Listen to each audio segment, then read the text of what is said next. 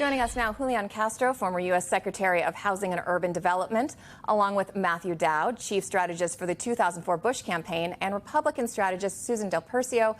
All of you are MSNBC political analysts, and we're grateful that you are here. Julian, I want to start with you because Trump spent quite a bit of political capital to get this bill passed. I'm wondering if that means he's now running on empty and this is going to cost him, or if you think it's given him momentum to do other things he wants to do. And how did Democrats make sure that it costs him?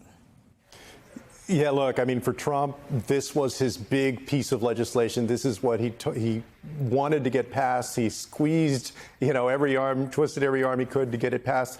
I think what we're going to see is that a whole bunch of these Republicans in the House and some in the Senate that now, because they voted for this legislation, fear that they're going to lose in the general election next year because they can read the polls. They see that this was one of the most unpopular pieces of legislation that's come around in decades. If they're smart, they're going to try and create some distance now and perhaps show that they're a little bit more independent. The problem, though, is that Trump has such a stranglehold on the Republican base that first they got to get past their primary filing deadlines because they fear a primary if they buck Trump. I think what's going to happen then is as soon as they pass their primary deadlines, you're going to see people trying to pretend now like they're a little bit more independent from Trump because they know that unless they make up for this, especially in those number of swing districts out there, and there are more of them this cycle than a couple of years ago. There are a lot of them, in fact, in 2026 that are within Democratic reach. Unless they do something to show that they're somewhat independent from Trump, I think they really do risk losing in 2026. I'm one of the folks out there that expects that we're going to see a tsunami against Republicans in 2026 that perhaps is worse for them than 2018 when they lost 39 or 40 seats to Democrats. Well, you might have some new competition because, Matthew, in the can't make it up territory, Elon Musk says he has now, in fact, formed a new political party, calling it the, quote, American Party. This, of course, follows his fierce opposition to that spending bill. What do you think is really going on here? Is this just a protest that you think will go by the wayside? Is he serious about this? And even if he does get candidates elected that kind of align with what he wants, isn't it likely more to hurt Republicans than it would Democrats by dividing the vote?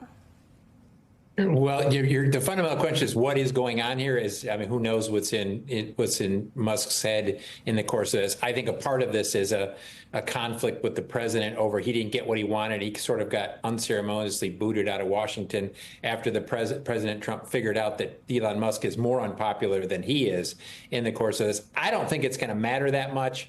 I mean, I don't think a party that starts with somebody who is highly unpopular, and as I say, one of the most unpopular people, even more unpopular than Donald Trump, starting a political party is going to have much effect. But any effect it does have, it sounds like he's going to be running on the deficit, which is obviously is now a huge vulnerability of Republicans, especially since they've talked about it for years and years and years and years. It's that this party probably is more of a vulnerability to Republicans. But I think in the end, and I go along with something that Julian said, I think this sets up for a very bad year for Republicans, not only because of what Elon Musk is doing and the money he could spend, but because the president's highly unpopular, more unpopular than he was in 2018. He just passed a policy that's highly unpopular, more unpopular than Obamacare, and President Obama suffered after Obamacare. And he's backed by a political party that's highly unpopular. That combination of things doesn't spell well for success.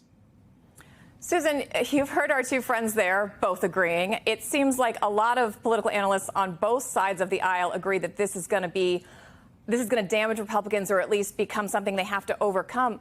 So why do this? Is the fear of going against the president just so much that Republicans overrode their own self-protectionist tendencies to get on board because they thought that would be worse? And do you think that was the correct calculation? Well, they definitely were worried about the president's retribution. We've seen it in real time, as a matter of fact, when we hear from Republican members. But I think we don't know how this is going to play out. I would tend to agree with the Secretary and Matthew, most certainly. However, Trump is a wild card. I wouldn't be surprised, for example, to see him spend the next 18 months as a campaign on the campaign trail. That's what he loves to do. He doesn't like to legislate. He's happy to get this done and past him. So does he focus on his own personal wealth? Perhaps. Or does he focus on building up a kind of legacy, if you will? And that means he takes this show on the road, because to date, he has been a horrible salesman on this big, beautiful bill, so-called big, beautiful bill. So we shall see. And I think, just one thing on the Elon Musk thing, I don't think he's building a new party as much as he's really creating a super PAC. I don't know that he knows the difference between the two. So it seems like that's what he is really all about, is trying to kind of scare people in a Trump-like fashion. But instead of threatening the Republican Party, he's threatening dollars. And Susan, I also want to ask you, there's a portion of this bill that's gone a bit more under the radar, and that's this provision that blocks reproductive health care clinics like Planned Parenthood from receiving Medicaid funds, even for non-abortion services. These are things like cancer screenings, STI testing. Elaine Godfrey of The Atlantic called it, quote, the biggest anti-abortion victory since Dobbs. This bill is so huge and sweeping. How long do you think it's going to take for everyone to process everything that goes into it? It's going to take a long time on some things. Like, we know there's going to be a start date for the Medicare cuts in the future, in 2-3 years. But what this provision does is affect health care immediately for women who go to clinics, not just for abortion care, but to have screenings for their overall health care, for pregnancy care. And that is something we're going to see when we see those closures in combination with what hospitals are going to be doing, especially in rural America. Those stories are going to be coming front and center very, very quickly.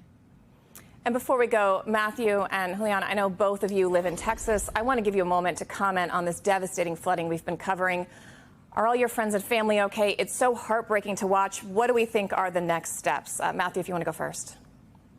Sure. Yeah, I live about an hour from here, and by myself, we got 15 inches of rain in 3 days. So there was some property damage at my house, but nothing compared to the tragedy. And my heart goes out to the folks over there, their families, the ones that don't even know yet if their children survived in this, or other adults have survived in this. It's unbelievably tragic. And all I see right now is everybody pointing fingers at each other. The federal government's pointing fingers, the state government's pointing fingers, the local government's pointing fingers. But in the end, tragic situation, but understanding it's a place where government, this is why government needs to exist. Mr. Secretary? Yeah, it's just also, very tragic, and my heart goes out to the families affected. I think everybody is saying a prayer that those girls that are still missing are found. And Matthew is right. There's a lot of finger pointing right now, but we know fundamentally the state, the federal government, and some local communities have to spend money on infrastructure. Just about a month ago in San Antonio, in a state highway, in a highway that's maintained by the state, we had 13 deaths, 11 of them near that highway.